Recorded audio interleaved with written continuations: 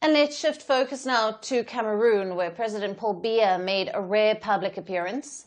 The 92-year-old held a campaign rally ahead of the upcoming October 12th election. He is seeking his 8th term in office after spending 43 years in power. Addressing a gathering in the country's far north, Biya promised to curb unemployment and to improve infrastructure. He also spoke about increasing efforts to empower and educate the Cameroonian women. My goal, my fellow citizens, is for every young person, wherever they may be, to have opportunities that enable them to easily find a job or become an entrepreneur. We must intensify our efforts in the areas of education and empowerment for women. We need more women at all levels of responsibility. Biya's latest public appearance followed his recent trip to Switzerland, the reason for which is not known. The president has been in and out of public view quite a few times. Recently, reports of his disappearance and even his death made headlines in the country. Now, this followed his absence from the UN General Assembly last month. Now, he has started his election campaign in the far north town of Marua, a region that has been reeling under extremist attacks and kidnappings for ransom by outfits like the Boko Haram and the Islamic State West Africa Province, or ISWAP. Now, Biya vowed to step up the region's security during his speech. Cameroon's far north is an isolated region with infrastructure deficits. It struggles with poor road networks and restricted access to basic amenities. But it accounts for nearly 20% of Cameroon's 8.2 million eligible voters. And 2 out of 9 opposition candidates running for the top post have a strong following here.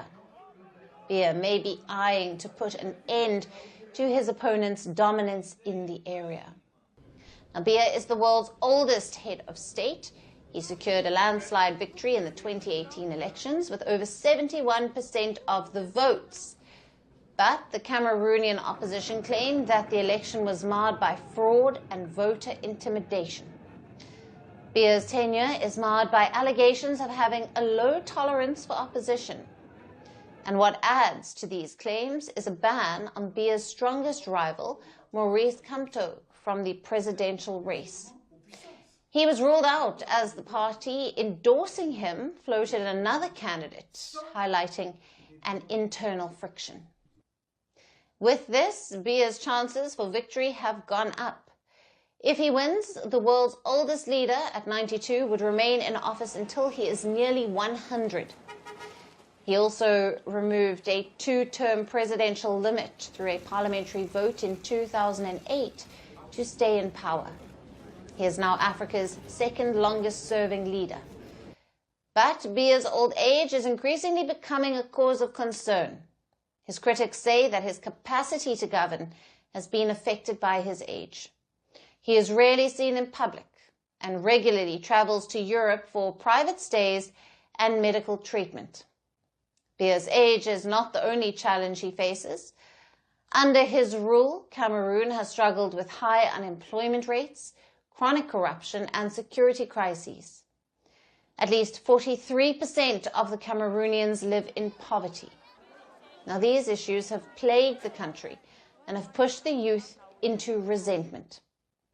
Will Biya be able to fetch votes from the disgruntled youth to retain his power? Now, that remains to be seen. Jones, you've passed your GCE or baccalaureate, and now it's time to choose a professional university that opens real doors to your future. Let us introduce you to the African Higher Institute of Technology, a career-focused institution that not only awards internationally recognized certificates, but also guarantees direct employment opportunities upon graduation through its solid network of partner companies and institutions worldwide. This school operates in collaboration with the Cameroon Ministry of Higher Education, UBA Bank, St. Francis Xavier Institute, Canada. Located in Yaoundé, Mendong, away from the noisy town, AHIT provides the following for its students: a free brand new laptop immediately after paying a registration fee of 25,000 francs CFA, free high-speed internet access on campus, hands-on professional training, mentorship from local and international experts, offering courses like local government in accounting, finance and administration, computer engineering, artificial intelligence, biomedical sciences, economics and finance, business and management, arts and education, law and public policy, agricultural sciences.